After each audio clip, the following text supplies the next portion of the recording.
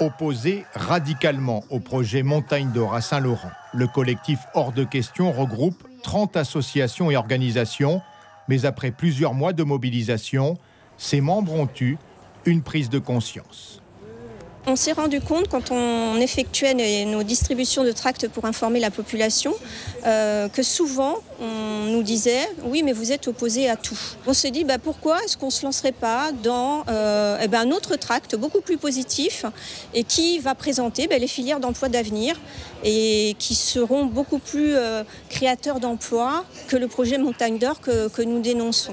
Le collectif Hors de Question met en avant 25 filières d'avenir qui peuvent créer des milliers d'emplois durables, bien plus que les 750 emplois directs de la Montagne d'Or. L'idée, c'est d'exploiter la biodiversité pour en tirer des ressources, ce que les hommes amérindiens ont toujours fait, les autochtones ont toujours fait. Et on peut s'inspirer en fait de ce développement des populations à partir des ressources locales. Et vraiment, la première chose, ça serait déjà d'avoir une autonomie alimentaire pour la Guyane. Le collectif plaide pour le développement de la pêche soutenable, de l'agriculture bio, de l'horticulture, de l'agroforesterie et des fruits de palmier. On peut aussi penser à des filières, par exemple autour de l'açaï, du parepú, du kombu. Au Brésil, ils en tirent énormément de bénéfices. C'est plus de 1000 tonnes par mois en 2010, plus de 1000 tonnes par mois qui sont exportées du Brésil.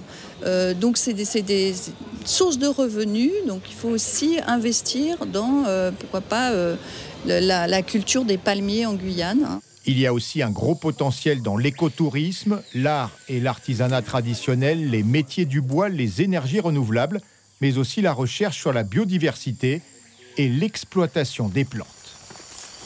Beaucoup de filières qu'on pourrait aussi mettre en place autour des toutes les ressources à la fois pharmaceutiques, toutes les plantes médicinales, les huiles essentielles, les huiles végétales aussi, la cosmétologie.